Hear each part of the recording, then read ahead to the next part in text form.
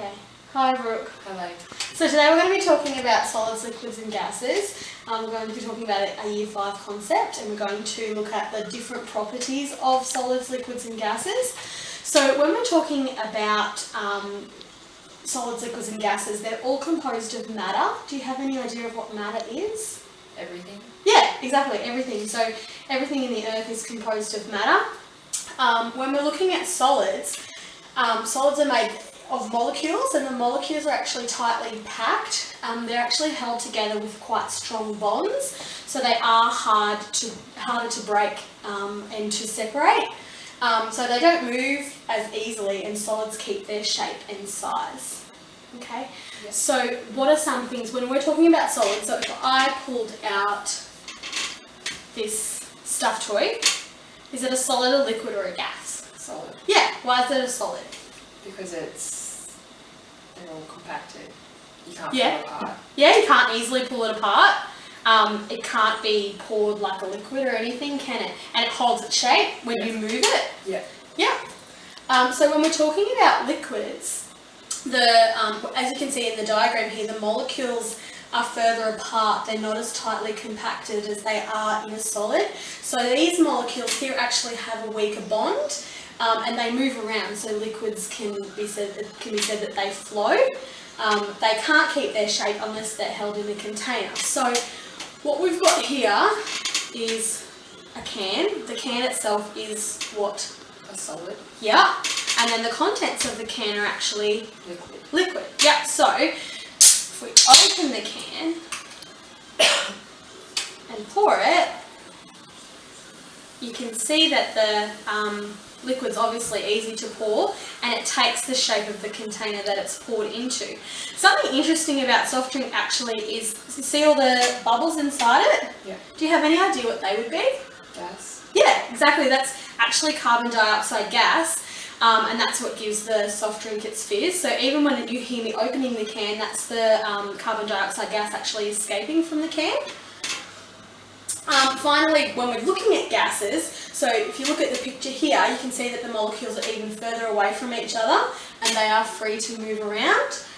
They can spread around an open space quickly and freely, and they can't keep their shape unless they are kept in a sealed container. So you can see from the soft drink that we opened earlier that when we actually poured it out, the bubbles were escaping because they weren't contained in that sealed container anymore.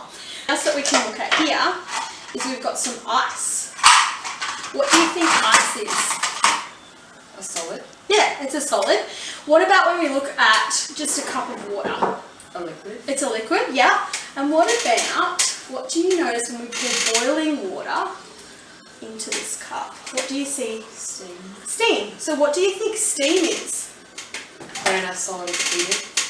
Yeah, when the solid, so the ice is heated, or even when a liquid's heated. Yeah. What do you think the actual the steam is composed of? The separate molecules. Yeah, it's actually tiny water molecules, like really tiny water molecules. It's quite hard to see because it's very, not invisible, but you can see it's just obviously steam. So what will happen if we put an ice cube, like a solid, into It'll melt to a liquid. Yeah. So it'll take a lot of time, but it will slowly melt. You can see it melting already.